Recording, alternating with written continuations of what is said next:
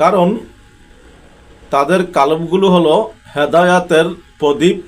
যেমন হাদিস শরীফে এসেছে, হযরত উমর ইবনুল খাত্তাব রাদিয়াল্লাহু তাআলা আনহু হতে বর্ণিত, তিনি একদিন রাসূলুল্লাহ সাল্লাল্লাহু আলাইহি ওয়াসাল্লাম এর মসজিদের দিকে বের হলেন।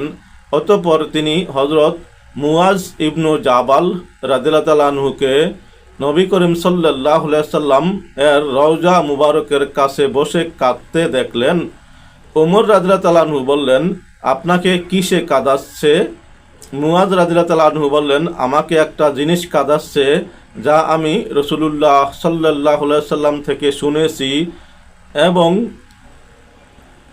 আমি রাসূলুল্লাহ সাল্লাল্লাহু আলাইহি ওয়াসাল্লামকে বলতে শুনেছি, নিশ্চয়ই সামান্য রিয়া ও শিরক যে ব্যক্তি আল্লাহর কোনো অলির সাথে শত্রুতা করবে, সে যেন প্রকাশ্যে আল্লাহর সাথে যুদ্ধে লিপ্ত হলো। নিশ্চয়ই আল্লাহ তাআলা নেককার, তাকওয়া সম্পন্ন এবং গোপন লোকদেরকে মহব্বত করেন। তারা হলেন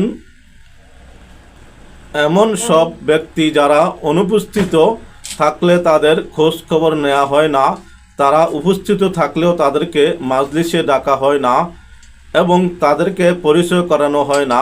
তাদের কালবগুলো হলো হেদায়েতের প্রদীপ। তারা প্রত্যেক অন্ধকার বিপদ থেকে নিরাপদে বের হয়ে আসেন। ইবনু মাজাহ হাদিস নং 3989, হাকিম তাবরানী বাইহাকি মিশকাত পৃষ্ঠা নং 455। অত্র